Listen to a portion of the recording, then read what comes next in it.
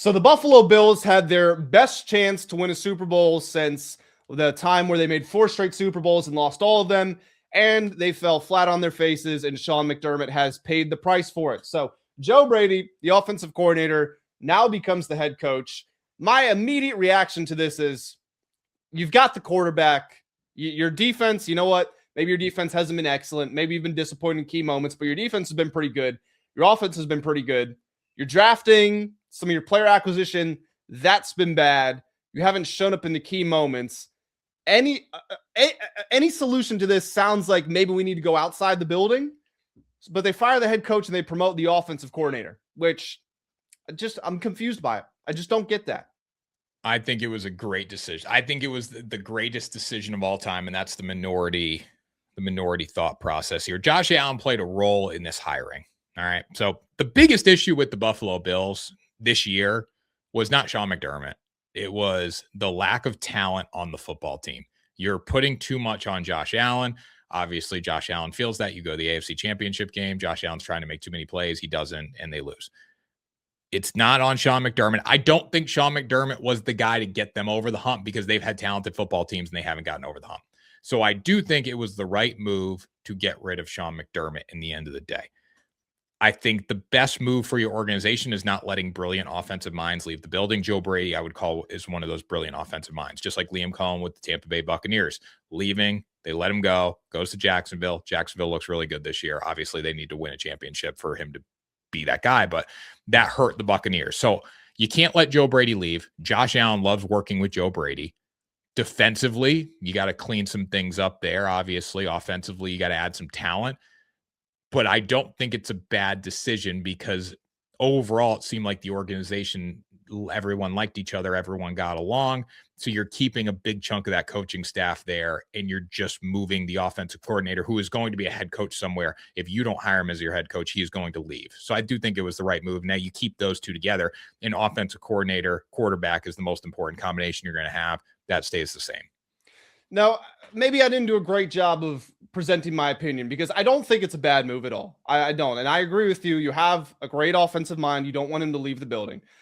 If they had gotten wind that Joe Brady was going to be hired elsewhere as a head coach, I could understand it more.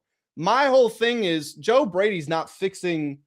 If you fired Sean McDermott because Sean McDermott was a defensive coach, Joe Brady's not fixing the defense. So you've got to nail whoever it is that you appoint there. But even in the divisional round, when they lost to the Broncos, I mean, it was Josh Allen throwing an interception. McDermott and the defense got the stop in overtime, and then it was the interception, which gave the Broncos back and allowed them to go win the game. So maybe holistically, the defense wasn't as good as you wanted, but if it's been, well, we can't win in the key moments, McDermott's the defensive guy, and the defense does its job in the biggest moment of the season, I can't really put that blame on him. I think the guy who needed to go more than anyone else was the GM, because they have not done a great job of surrounding Josh Allen with talent. When you just look at the receivers that they've cycled through, rather than really just addressing the issue head on, they've tried to bring in these bit part guys. You know, you draft Dalton Kincaid in the first round. Pretty much everything, every passing play for the most part is like some sort of bubble screen or thing at the line of scrimmage, unless it's a play action down the field where most guys usually aren't getting open. And then on the defensive side of the football, you know, they drafted Kyer Elam and they drafted Maxwell Hairston. These are first round picks. You're looking for shutdown corners, and you haven't landed it. You haven't replaced Tre'Davious White since, you know, he was in the prime of his career. So I think the GM, I think if Buffalo had more talent on this roster, I think they would have won a Super Bowl by now. Well, obviously the owner, Terry Pagula, likes the GM because he got up there and said the Keon Coleman thing, which is the wildest thing to say. I didn't even mention his name. Yeah. Well, he was don't get me wrong. That was a terrible decision. Did you see the video? This one resurfaced. He's like, how do I sign my contract? Yes. Do I sign my full name or my autographed name? Like first of all, there is no way he passed a single class unless it was basket weaving in college. Okay. And he doesn't reek of intelligence. What do you think Terry Pagula thought? Like, knowing that the GM didn't want him, knowing the coaching staff wanted this guy because he had the viral clip. Remember that was like Tiger Woods. He's like, I ain't no Tiger Woods. We talking about you golf at all? Like yeah. That's why the coaching staff liked him. What do you think Terry Pagula thought when he asked, can I autograph my whole name or just my autograph name on here? Well, I think the bigger question is why is the GM lying? Because, when they have that press conference and they basically say, yeah, the coaching staff wanted him. Yeah, have you seen the clips resurface from when they're at the combine and they're talking like, oh, Coleman looks good. And then he ran slow in the 40 and the GM's like, that'll make it easier for us to draft him. We won't have as much competition. Why is he lying? He wanted Keon Coleman, did this contribute to Sean McDermott getting fired? Maybe, but he's clearly lying. I just think Terry Pagula is like, I'm going to die eventually and I can't do this. My money's going to the guy who doesn't know how to sign his name. Yeah, like my like let me see how old Terry Pagula is. Let's see. He's got to be over 70. I feel like every owner's 70. He's 74. How long is he on the Bills? On Bills. All these owners are old. All right, he's owned the Bills for 11 years. So he bought the Bills 11 years ago. So all he has seen is losing. He's owns the Buffalo Sabres. I don't think the Sabres I don't follow hockey that much, but I don't think the Sabres have done anything. Let me see. It's kind of cool that his teams are in the same city. Yeah, no, I mean, definitely. So they've won 0 Stanley Cups in franchise history. So between that, and I think he's like the past 11 years, he's just seen this team get beat and beat and beat. He's like, I'm 74. I don't have a ton of time left. I want to try to win a Super Bowl. This guy ain't doing it for me. So let me try to win something else like that.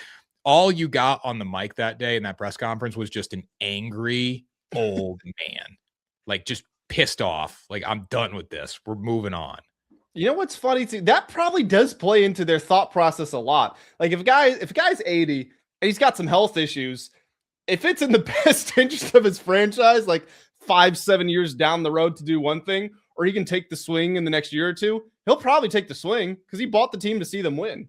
Yeah, he's like, I'm done with this. Like, I didn't buy the team to just pay Keon Coleman money who can't sign his name on a piece of paper. Like, I'm here to win Super Bowls. And he knows this regiment is not winning Super Bowls. That's what he should have said, honestly. Sean's done a great job here, but I ain't getting any younger. I'm here to win a Super Bowl. All I've seen is this man lose big games. We got to move on, try something else. That's probably what he should have said. That's what Jerry Jones said. And honestly, I respected it.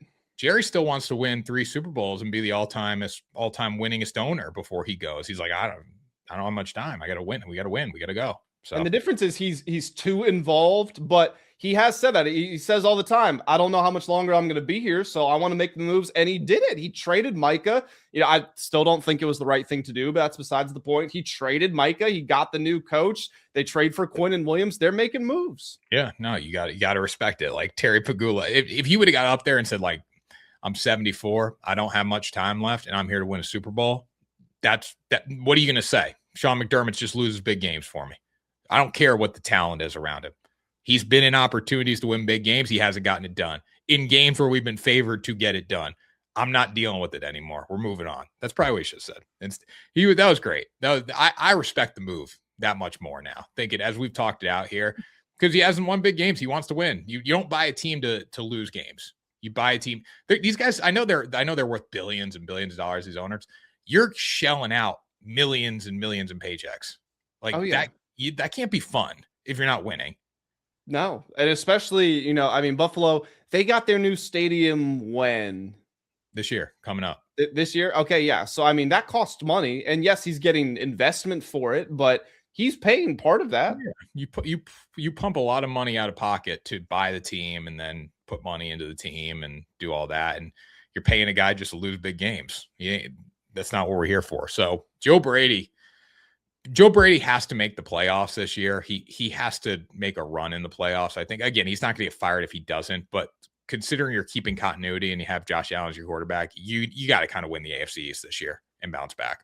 Yeah, they have to. And the Patriots, I think the Patriots are going to hit with crazy regression. Like when they get that first place schedule after they only beat one team with a winning record all year, and they might win the Super Bowl, more power to them. This is not to bag on Patriots fans.